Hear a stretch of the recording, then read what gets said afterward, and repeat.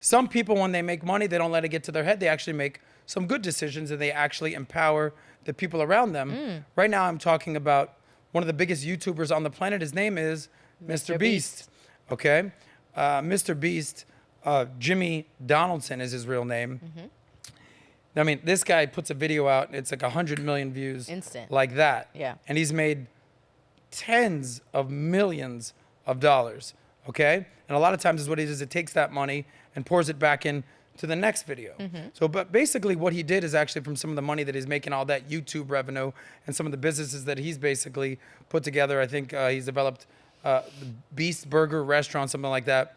He's basically saying, let me give back to my people who helped me get to where I'm at today. So pull up this article here. It's, I think, on the Valuetainment website. Yay. By the way, if you have not subscribed to Valuetainment's website, we have articles highlighting business, politics, pop culture, that, and then some, all on valuetainment.com. So punch in a little bit, Joe. So Mr. Beast is buying a whole North Carolina neighborhood. Scroll down. By Amy. Shout out to Amy. The other down. Scroll up, sorry. He's buying a whole North Carolina neighborhood for his family and friends. So punch in so I can read this. So YouTube sensation Jimmy Donaldson, a.k.a. Mr. Beast, still lives in his modest $320,000 home in North Carolina, despite being ranked as YouTube's highest earner by Forbes.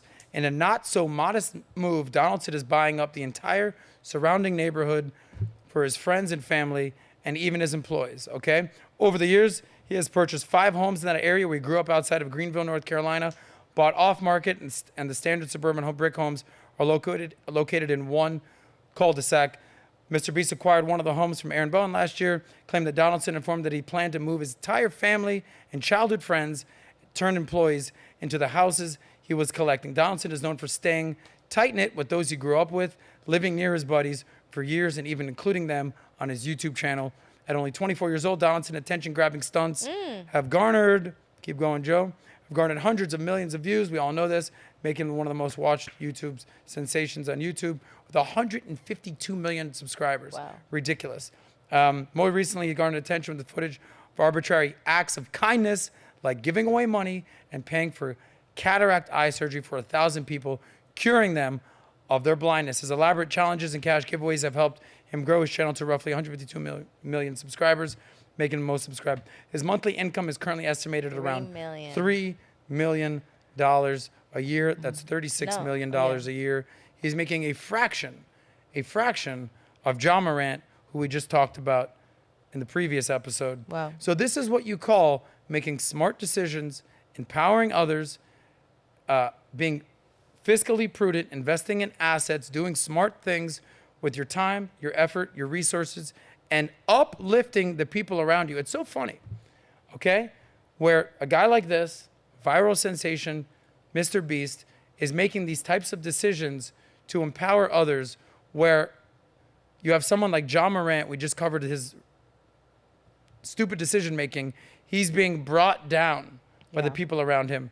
It just talks about one of the main things we talk about here. At some point, you need to be a leader, not just one of the tribe, okay? So Jimmy, Mr. Beast is clearly a leader. And we also talked about this. The bigger you get, the more eyeballs you get, the more popular you get, the more subscribers you get, the more money you get, you're going to have a target on your back. And I just talked about this with John Morant. Now I'm talking about this with Mr. Beast, even though it's a 180.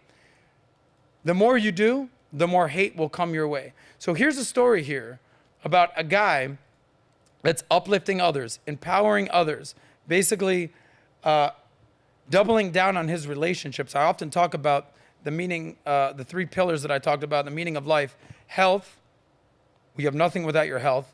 Wealth, because without wealth, you know, we don't need to go there. And happiness. Happiness, my point is having meaning and purpose in your life.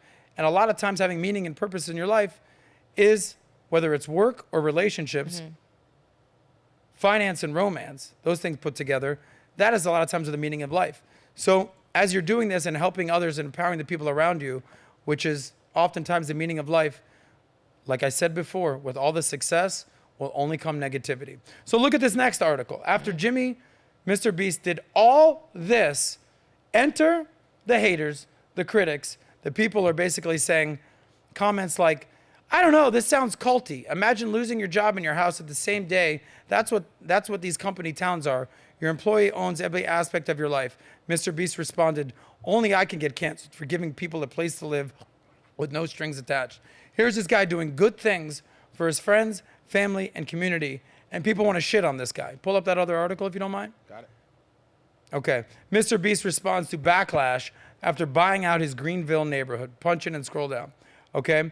So after buying out his entire neighborhood for its staff and others to live, Mr. Beast is receiving some backlash. Punch in a little bit more, please. The New York Post came out with the news earlier today that he gifted his workers stress-free accommodations, make it closer to work to take a little stress out of them. How many people want to live for free closer to their job? Everyone.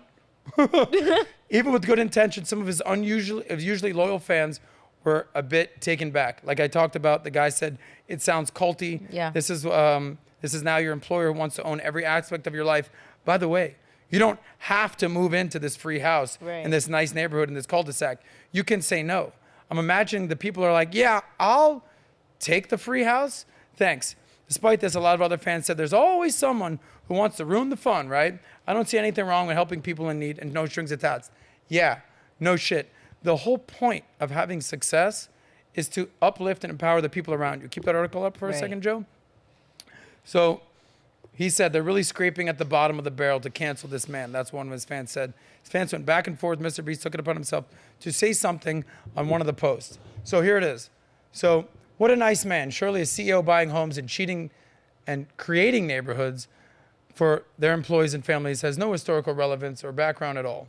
Mr. Beast reportedly bought a whole neighborhood for his staff. Mr. Beast then responds, again, only I can get canceled for giving people a place to live with no strings attached. All these company town tweets make no sense.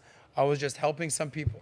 Wow. As I said before, the more popular you get, the more status you get, the more success you get, the more eyeballs you get, the more hate you will get. Yep. And you should invite the hate, okay? Because, you know, they say if you don't have enough haters, you ain't doing it right. Mm-hmm. If you don't have haters, you ain't doing it right.